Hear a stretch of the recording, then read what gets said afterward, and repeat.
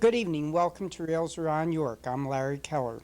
The 11th of June, 1992 finds Yorkrail switching extra dimension loads with the classic passenger cars being prepared for tomorrow's run. On Friday, we see the passenger train with invited guests on the 2 round trips to Porter's from downtown York. These were customer appreciation trains. The train operated with Yorkrail's GP9 leading and the Ma and Pa GP7 pulling the train back to York.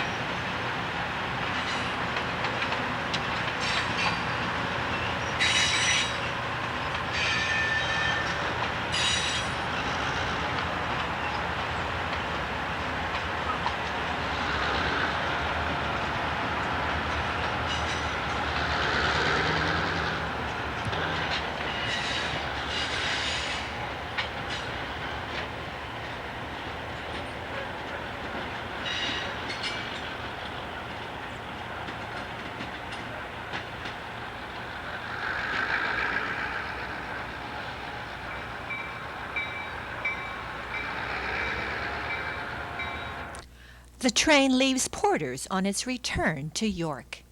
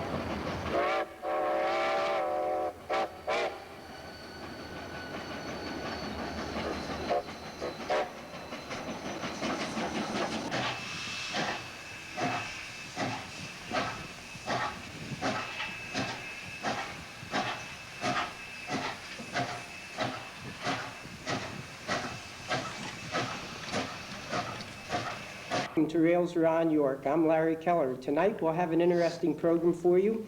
We have Mr. Moyer with us, Mr. John Moyer. And back in 1953, I don't know, some of you may not even remember this, but Trains Magazine ran this article in the August issue, and it was about a runaway train into Union Station. Mr. Moyer was a fireman on that particular train. Mr. Moyer, it's good to have you with us tonight. It's nice to be here. Let me welcome you to Rails Around York. Thank you. Your father was we'll get right down to business, okay? Right. We'll find out about your early career on the railroad. How did you get started on the railroad? Your father was an engineer, wasn't he? He was an engineer in the Pittsburgh division, and I was going to go into the Altoona shops in a test plant. They had a plan for me, but I couldn't go till after all the shopmen's sons went in. So the time I was supposed to go in the shops, we found out they were hiring down in Baltimore in the Maryland division, so we drove down, and I got hired the same day we drove down, and that was about March 5th, 1941. Okay, and in those days, of course, it was all steam railroading. All steam. And you said you started out here in York in particular, right? Well, I had 2 days of trial down in Baltimore where they put us out on an engine with a regular train crew, and we taught us how to fire an engine and what all valves were, what they were, what we had to do. And then after a trial run, I was sent here to York. And I got here on a Saturday night, and I went to the engine house to sign up. And I really didn't know the procedure at that time. And they told me I'd go to work Monday morning. Well, I went out Saturday night and got in a little late, and about 4 o'clock in the morning a knock came in the door and they wanted me to go to work. And which I did was 14 hours and 50 minutes the first day on the job, and it was a little rough. Can you tell us a little bit about those days in York, starting out here? How many crews used to work out of York? Do you recall? I don't know exactly how many. They had, on the daylight shift, you had 2 crews around the poorhouse yard, 1 crew up at they're out at Loucks yard. There was a daylight crew for West York and a daylight crew for out at the pigment plant, and then we had 3 locals. We had a local to Hanover, a local to Frederick, a local to Columbia. They made a turnaround from the freight coming into York from Philadelphia, plus 5 or 6 pusher crews, maybe more, and they had one freight, the YE, going to Enola and back. That was every day. And we also had a local freight going to Baltimore, which went down one day and back the next. There might have been more, although I don't remember them that much. No, but all these crews would have been based out of York. All in York, yes. And what was the predominant engine in those days here in York? H9? Well, the H9 for the through freight, or the local freights, mostly H9, some H6s, and the B6s for a lot of the yard jobs. And some of the heavy yard work, there was an H9 or an H6, whatever was available. Okay, and you said there were pusher crews. Would they have been the L1s? No, always H9. Always H9s here in the York area. Yeah, it was all hand-fired. We had no stokers that I can remember, even up to the time that the diesels come in. Okay, were you here yet when the diesels came in? Yes, I was running at the time. Actually, the first diesel I ran was at P20 local that I had got a hold down on. That meant the man that was on there regular was on vacation, and I got the job the whole time he was on vacation for that week. And so I think, I don't know really how I can base it, but the way I understand, I ran the last steam engine in the Maryland division, and that was on this local. The second day coming out, we got a diesel. And at that time, the I-1 pusher in Enola and the P20 I think it was an H10. That were the only 2 steam engines in Enola. Everything else was diesel. And do you have any idea what date this would have been? I would if I had my time books, but I don't have my time books. But it had to be, I went running in '55, and I was running here in New York a good bit of that time to around 58, 59. It was somewhere in there. I don't exactly know what date. Okay, so you started out in York, you were a fireman. Now, how did you get down to the Maryland division to be running on the passenger runs? Well, that was a good many years. I first went down to Washington on a through freight to New York out of Potomac Yard as a fireman before the war. And right before the war, I took a pusher job to get myself a little more muscle or something going into the service.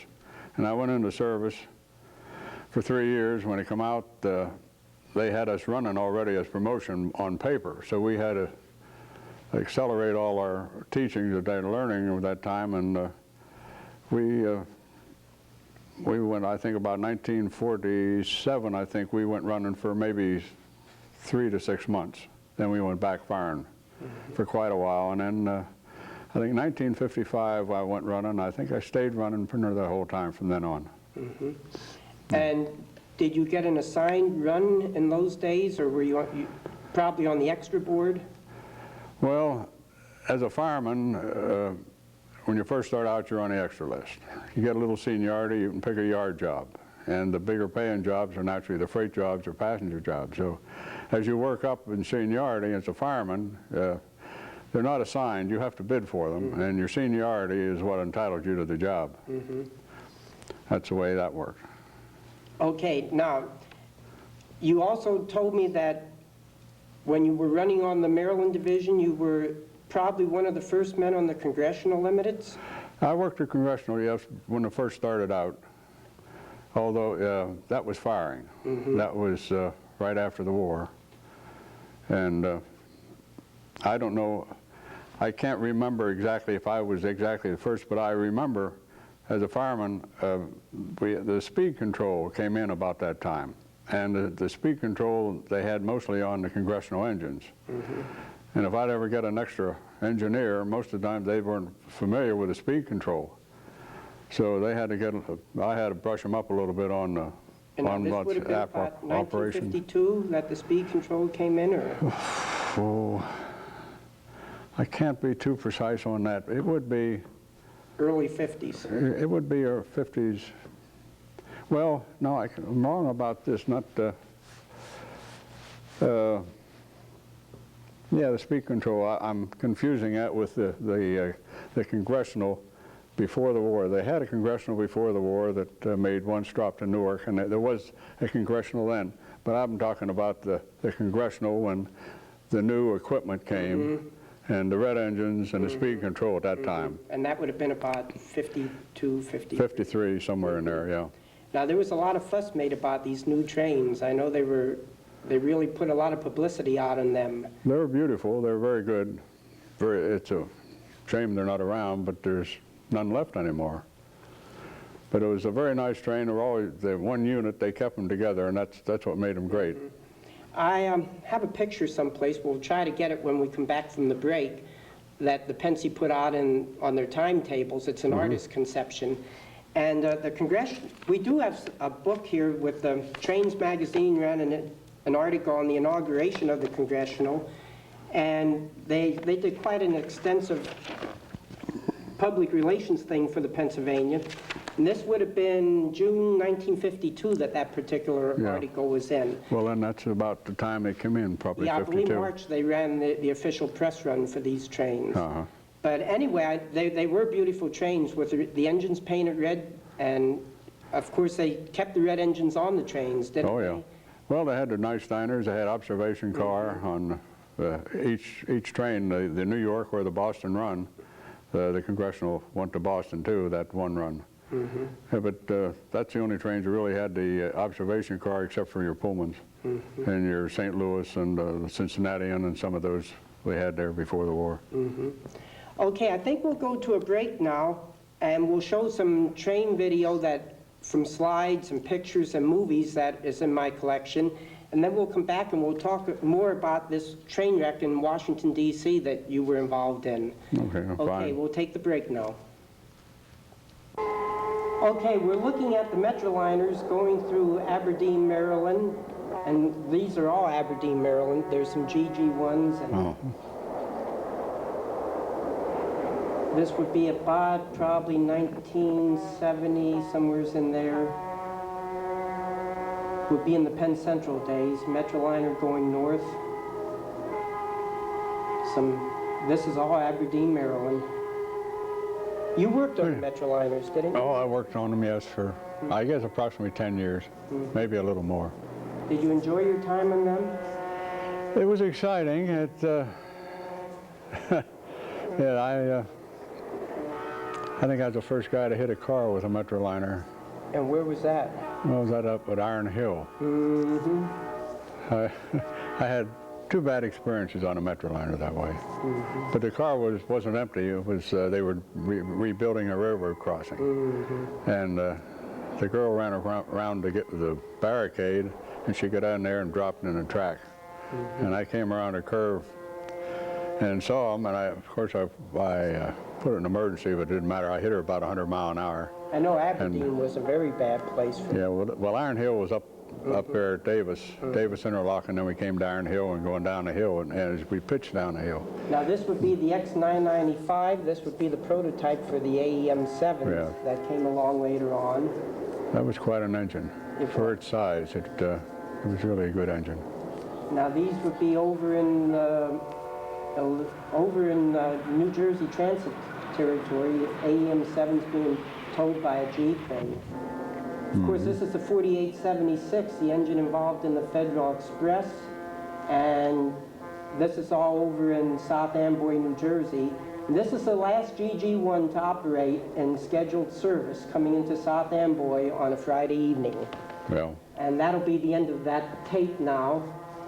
So we'll also show some of these pictures that I said we had. This would be the congressional that the Pennsy had on the front of one of their timetables coming out of the Hudson Tubes in New York City, and an artist's conception of the congressional in Washington, D.C. with the cherry blossoms and the solid stainless steel equipment with the red letterboards. Mr. Moyer, you said you did have a favorite engine, and that was a GG1. Oh, yes. Can you give us some comments on the G? Well, the biggest comment you could make is when we went in the station, we wiped out a 16-inch girder, one of the main girders on the concourse. It was 1 inch thick, 16 inches wide, big H-beam, and we wiped that clean right off the platform, just like it was cut off by a torch. And you see in the pictures later that the nose of the engine is hardly dented, and it hit in the main frame, and it was still in one piece after taking that thing out. I mean, she had hit so many things. I remember one crossing between Baltimore and Washington. There was a grader going across with a truck, and a G hit it, knocked the grader aside, cut the trailer in 2, and it was dinged and cut a few places, but it still went to Washington. So you couldn't say that there wasn't an engine to beat it for far as being safe. That is for the crew. It took an awful beat and it still go. And they were a powerful engine too, weren't they? Powerful, work freight, good freight engine, a good passenger engine. It's a good all-around engine. None could beat it. Let me ask you a question. You ran the GG1s between Washington and New York, and this was a raceway for the Pennsylvania Railroad. No. What was the fastest that you ever remember having a GG1? Well, it was in excess of 100, not much more, but that's when we were running the Metroliners as a G, when the Metroliners were, let's say they were doing a little rework on them. They had some trouble, and so the Gs, to make up the schedule, they were running 4 cars in a G with a Metroliner schedule. So we were always a little late because we didn't run our 105 or 110, but we did fairly well with them. And this was in their later years of life, so they really were already used pretty hard. They were used very hard. They had changed from, well, they used to ride like a Pullman. They had a spring balance chassis, and they took the springs out, and they had equalizing bars, just a bar for on your trucks as they rode. And when they did that, that took all the ride out of it. They used to ride just smooth and glide right along. Now they're a little rough. They bounce a little bit and shake, but they didn't ride like they did. But that's what we had with at the later years. I would imagine most of the engine men probably were sad to see the Gs phased out of service. Yes, absolutely. Yeah, they liked the Metroliners. They were easy, but there was a lot of problems and complications with them too. What was your average run, did you go to New York City and return in one day, or? We did here at the last. When we first started out, like I went up in the afternoon congressional, and we would be there till 1 o'clock in the morning. So we'd get 3-4 hours sleep, and we'd be back the next morning. Some jobs, even later on, we were up there maybe 12, 14, 16 hours layover. But with the Metroliners, there was no shop time for them. They went right into the station, and for a while they used to go to Sunnyside, but a lot of times at the last they turned right at the station and went right down.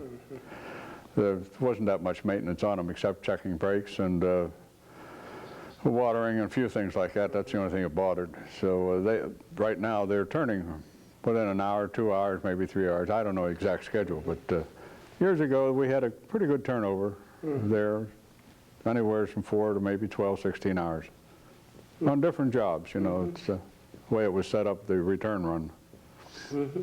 Okay, we'll be right back after an Operation Lifesaver commercial, and then we'll be talking about the Federal Express. I've been doing TV spots for Operation Lifesaver since 1985, but my railroad roots go back to my grandfather, my great-grandfather, and my own work experience on the railroad. I know how important it is to get people to look and listen when they come to a railroad crossing. It can take a mile or more for an engine like this to stop. So it's all up to you. Use your head and your brake. You never win an argument with a train.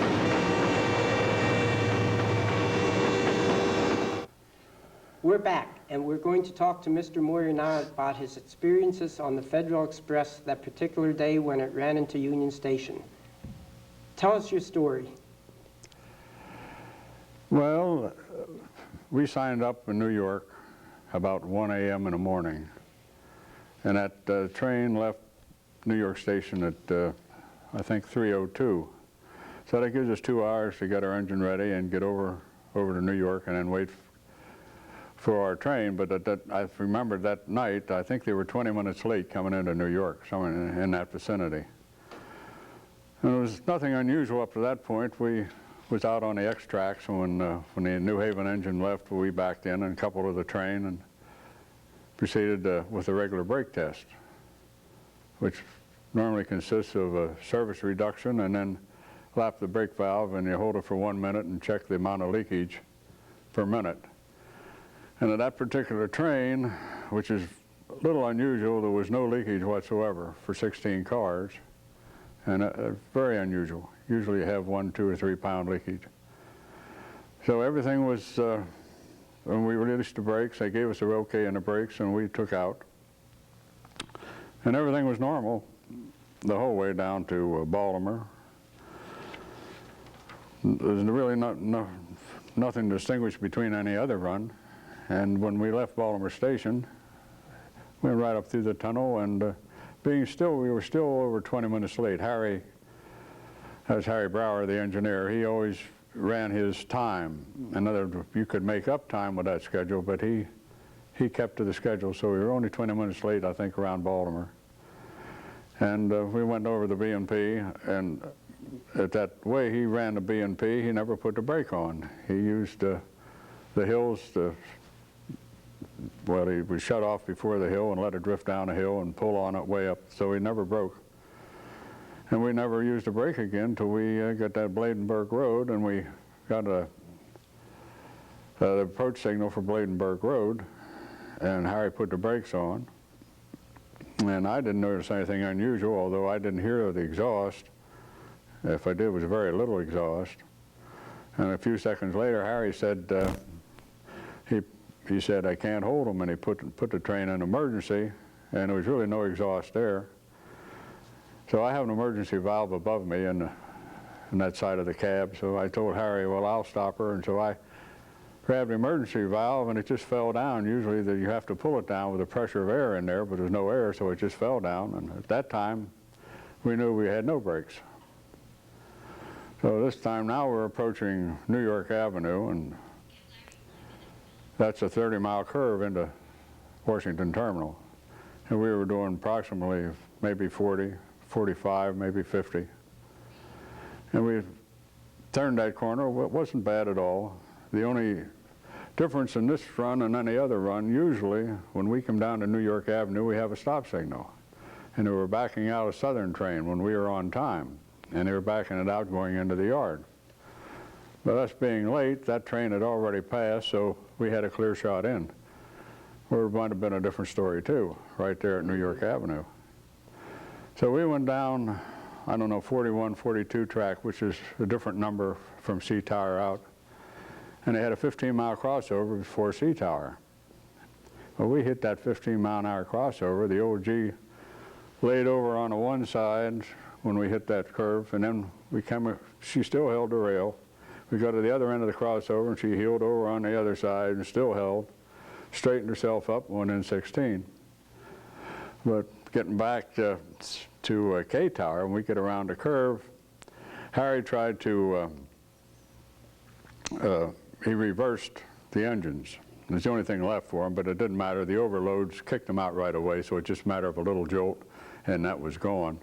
We started blowing the horn all the way down, and the man in C Tower saw what was going on, and he called ahead, or K Tower, not C Tower. And that saved a lot of people, because usually they're out there in a concourse waiting for the train to come in. And so the station master's office is right next to C Tower, and they cleared out as fast as they could. And there was nothing to do. I sat down against the bulkhead, facing the rear of the train, and Harry was still on the seat. And when we hit the bumping block, we knocked that about 50 foot in the air, and it made a big hole in the concourse roof and come down. Of course, I didn't see that till after we got out.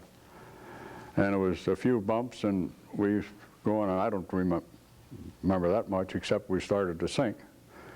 And as the floor gave way, the rear end of the engine went down, and the first car held to that first car. And that slowed the train down enough that going in that way that we didn't get too much damage. I don't know if I'd be here or not if we went down with the nose front instead of the back. But it stopped the train, and being in track 16, the car stayed on the track, and the people on the rear end of the train never knew we wrecked. They thought it was a rough stop. Once in a while somebody hits a bumping block down there, and it is a rough stop. So they never knew till they walked up and saw what it was, and then I guess they got pretty well shook up. But we only had 7 major injuries. I think a broken hip was the worst injury we had. There was a lot of smaller injuries. I had a little nick, and that's about it. But we shook the dust out of that station. I don't know when it was built, but it was about like an inch deep of dust on the remaining concourse floor. And the funny part about it, the newsstand there, we cleaned that baby. And the news operator that operated the stand, he was trying to pick out his money out of that dust. At the time, it was a little funny, you know, going around that dust. But it was an experience. Glad it only happened once. Yes. I wouldn't want it a second time. But I didn't mind it running as an engineer going in. I went down and run it in myself just a little while later.